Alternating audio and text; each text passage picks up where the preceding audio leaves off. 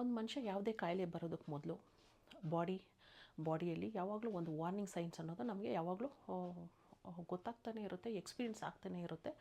ಯಾವುದೇ ರೀತಿಯ ಒಂದು ಡಯಾಗ್ನೋಸಿಸ್ ಡಾಕ್ಟರ್ಸ್ ಮಾಡೋದಾಗಲಿ, ಒಂದು ಬ್ಲಡ್ ಟೆಸ್ಟ್ ಮುಖಾಂತರ ಬ್ಲಡ್ ಟೆಸ್ಟ್ ಮಾಡಿ ಆದಮೇಲೆ ಒಂದು ಡಯಾಗ್ನೋಸ್ ಆಗಿದೆ, ಇದೆಲ್ಲನೂ ಸ್ಲೋ ಪ್ರಾಸೆಸ್. ಫಸ್ಟು ಒಂದೇ ಟೈಮ್ ಡಯಾಗ್ನೋಸಿಸ್ ಮನುಷ್ಯನಿಗೆ ಯಾರೂ ಮಾಡೋದಿಲ್ಲ. ಈ ವಾರ್ನಿಂಗ್ ಸೈನ್ಸ್ ಏನಪ್ಪ ಅಂತ ಹೇಳಿದ್ರೆ, ಹೇರ್ ಲಾಸ್ ಆಗಿರ್ಬೋದು, ಹಾರ್ಮೋನಲ್ ಇಂಬ್ಯಾಲೆನ್ಸು, ಪೀರಿಯಡ್ಸ್ ಸ್ಲೋ ಆಗೋದು, ಮತ್ತು ಕನ್ಸೀವ್ ಆಗದೆ ಇರೋದು, ಮೆನ್ನಲ್ಲಿ ಇರೆಕ್ಟೈಲ್ ಡಿಸ್ಫಂಕ್ಷನ್ ಆಗಿರ್ಬೋದು, ಸ್ಕಿನ್ನಲ್ಲಿ ಚೇಂಜಸ್, ಸ್ಕಿನ್ ಕಾಂಪ್ಲೆಕ್ಷನಲ್ಲಿ, ಮತ್ತು ಸ್ಕಿನ್ ಪಿಗ್ಮೆಂಟೇಷನ್, ಈ ಥರ ಡಿಫ್ರೆಂಟ್ ಪ್ರಾಬ್ಲಮ್ಸ್. ಕೊಲೆಸ್ಟ್ರಾಲ್ ಜಾಸ್ತಿ ಆಗುತ್ತೆ, ಇಂಡೈಜೆಷನ್ ಪ್ರಾಬ್ಲಮ್ ಆಗುತ್ತೆ, ಯಾವಾಗಲೂ ಗ್ಯಾಸ್ಟ್ರಿಕ್ ಆಗಿರ್ಬೋದು, ಇಲ್ಲ ಅಂತ ಹೇಳಿದ್ರೆ ಹೆಡೇಕ್ಸು, ಕಿಡ್ನಿಸು, ಈ ಥರ ಥೈರಾಯ್ಡ್ ಪ್ರಾಬ್ಲಮ್ಸ್, ಬೇರೆ ಹಾಲು ನೋವು, ಉಸಿರಾಡಲಿಕ್ಕೆ ಕಷ್ಟ ಆಗುತ್ತೆ, ಆಯಾಸ ಆಗುತ್ತೆ, ಒಂದು 2-3 ಮೆಟ್ಲು ಹತ್ತಿದ ಮೇಲೆ ತುಂಬ ಆಯಾಸ ಆಗುತ್ತೆ. ಈ ಥರ ಬೇರೆ ಪ್ರಾಬ್ಲಮ್ಸ್ ಬಂದ್ಬಿಟ್ಟು ನಮ್ಮದು ಬಾಡಿಯಲ್ಲಿ ವಾರ್ನಿಂಗ್ ಸೈನ್ಸ್. ಎಚ್ಚರ ಹಾಕ್ಕೊಳ್ಳಿ, ಏನಾದರೂ ಇದು ಟೆಸ್ಟ್ ಮಾಡಿಸಿ, ನಿಮ್ಮ ಬಾಡಿಯಲ್ಲಿ ಏನೋ ಪ್ರಾಬ್ಲಮ್ ಇದೆ ಅಂತ ನಮಗೆ ಬಾಡಿ ಯಾವಾಗಲೂ ಎಚ್ಚರ ಮಾಡ್ತಾನೆ ಇರುತ್ತೆ. ಅದಕ್ಕೆ ನಾವು ಯಾವಾಗಲೂ ಸ್ವಲ್ಪ ಟೈಮ್ ತೊಗೊಂಡು ಆರೋಗ್ಯದ ಕಡೆ ಗಮನ ಕೊಡಬೇಕು. ಇಲ್ಲಿ ಮೇಯ್ನ್ ಏನಂತ ಹೇಳಿದ್ರೆ, ನಮ್ಮ ಬಾಡಿಯಲ್ಲಿ ಈ blood vessels, when it comes to blood vessels, ಈ ಬ್ಲಡ್ ವೆಸಲ್ಸು ಯಾವಾಗ ವೇರ್ ಆ್ಯಂಡ್ ಟೇರ್ ಆಗುತ್ತೆ, ಯಾವಾಗ ಇದ್ರದ್ದು ಒಂದು ಕೊರತೆ ಬರುತ್ತೆ, ಯಾಕೆ ಇದು ಸರಿಯಾಗಿ ಒಂದು ಕಾರ್ಯವನ್ನು ನಿಭಾಯಿಸ್ತಾ ಇಲ್ಲ ಅಂತ ಹೇಳಿದ್ರೆ, ನಮ್ಮದು ಸ್ಟ್ರೆಸ್ಸು. ನಮ್ಮದು ಯಾವಾಗ ಬಾಡಿಯಲ್ಲಿ ಸ್ಟ್ರೆಸ್ ಆಗಿರ್ಬೋದು, ಲೈಫ್ ಸ್ಟೈಲ್ ಚೇಂಜಸ್ ಆಗಿರ್ಬೋದು, ಫುಡ್ ಹ್ಯಾಬಿಟ್ಸ್ ಆಗಿರ್ಬೋದು, ಇದು ಮೂರೂ, ಮತ್ತು ಡಿಫ್ರೆಂಟು ಬಾಡಿಯಲ್ಲಿ ಫ್ರೀಕ್ವೆಂಟ್ ಇನ್ಫೆಕ್ಷನ್ಸ್, ಇದೆಲ್ಲನೂ ಬಾಡಿಯಲ್ಲಿ ಈ ಬ್ಲಡ್ ವೆಸಲ್ಸ್ನ ವೇರ್ ಆ್ಯಂಡ್ ಟೇರ್ ಮಾಡಿಬಿಡುತ್ತೆ. ವೇರ್ ಆ್ಯಂಡ್ ಟೇರ್ ಅಂತ ಹೇಳಿದ್ರು, ಒಂದು ಇವಾಗ ಪ್ಲಾಸ್ಟಿಕ್ನ ಏನೇ ಪ್ಲಾಸ್ಟಿಕ್ ಆಗಿರ್ಬೋದು, ನೀವು ಬಿಸಿ ನೀರಲ್ಲಿ ಅದು ಡಿಪ್ ಮಾಡಿದಾಗ ಅದು ಒಂಥರ ರಫ್ ಆಗಿಬಿಡುತ್ತೆ. ಸೇಮ್ ಅದೇ ಥರನೇ ನಮ್ಮದು ಬ್ಲಡ್ ವೆಸಲ್ಸ್ ಬಾಡಿಯಲ್ಲಿ ಅದು ಥಿಕ್ನೆಸ್ ಚೆನ್ನಾಗಿರಬೇಕು, ಮತ್ತು ಫ್ಲೆಕ್ಸಿಬಲ್ ಆಗಿರಬೇಕು, ಸ್ಟ್ರಾಂಗ್ ಆಗಿರಬೇಕು. ಸೊ ಯಾಕೆ ಅಂತ ಹೇಳಿದ್ರೆ, ಎಲ್ಲ ಫುಲ್ಲು ನಮ್ಮ ಬಾಡಿಯಲ್ಲಿ ಪ್ರತಿಯೊಂದು ಆರ್ಗನಿಗೂ, ಪ್ರತಿಯೊಂದು ಫಂಕ್ಷನ್ಗೂ ನಮ್ಮದು ಬ್ಲಡ್ ವೆಸಲ್ ಮುಖಾಂತರನೇ ಎಲ್ಲನೂ ಸರಬರಾಜು ಆಗೋದು, ಎಲ್ಲ ಸಪ್ಲೈ ಆಗೋದು.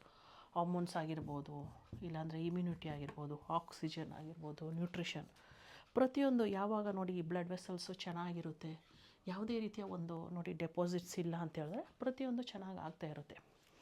ಯಾವಾಗ ಲೈಫ್ ಸ್ಟೈಲ್ ಚೆನ್ನಾಗಿಲ್ಲ, ಫುಡ್ ಹ್ಯಾಬಿಟ್ಸ್ ಚೆನ್ನಾಗಿಲ್ಲ, ಮತ್ತು ಯಾವಾಗಲೂ ನಮಗೆ ಸ್ಟ್ರೆಸ್ ಆಗಿರ್ತೀರ, ಆ ಥರ ಅಂತ ಹೇಳಿದ್ರೆ 100% ಇದೆಲ್ಲನೂ ಏನು ಮಾಡುತ್ತಂದರೆ ಈ ನ್ಯಾರೋ ಮಾಡುತ್ತೆ.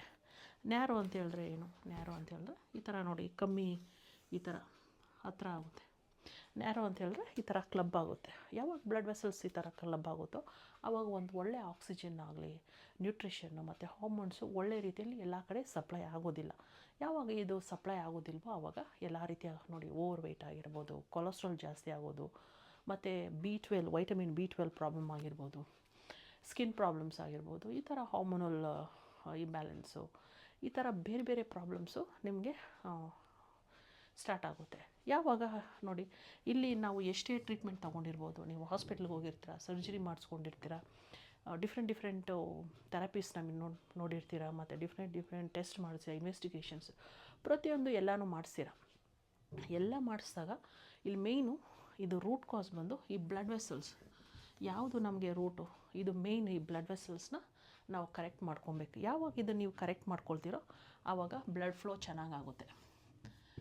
ಯಾವಾಗ ಬ್ಲಡ್ ಫ್ಲೋ ಚೆನ್ನಾಗಾಗುತ್ತೋ ಆವಾಗ ಪ್ರತಿಯೊಂದು ಇದೆಲ್ಲ ರೀಸೆಟ್ ಮಾಡುತ್ತೆ ಬಾಡಿಯಲ್ಲಿ, ಒಂದು ರಿದಮ್, ಒಂದು ಬ್ಯಾಲೆನ್ಸ್ ಅನ್ನೋದು ಬರುತ್ತೆ.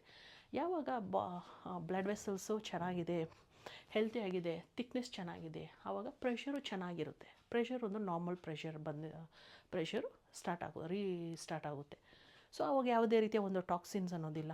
ಆವಾಗ BP, ಕೊಲೆಸ್ಟ್ರಾಲು, ಮತ್ತು ಸ್ಕಿನ್ ಪಿಗ್ಮೆಂಟೇಷನ್ ಆಗಿರ್ಬೋದು, ಹಾರ್ಮೋನ್ಸ್ ಆಗಿರ್ಬೋದು, vitamin B12 deficiency, dementia, forgetfulness, concentration, ಮತ್ತು ಮೆಮೊರಿ ಪ್ರಾಬ್ಲಮ್ಸ್, ಇದೆಲ್ಲನೂ ಒಂದು ರೀಸೆಟ್ ಆಗುತ್ತೆ, ಒಂದು ಒಳ್ಳೆಯ ಬ್ಯಾಲೆನ್ಸಿಗೆ ಬರುತ್ತೆ.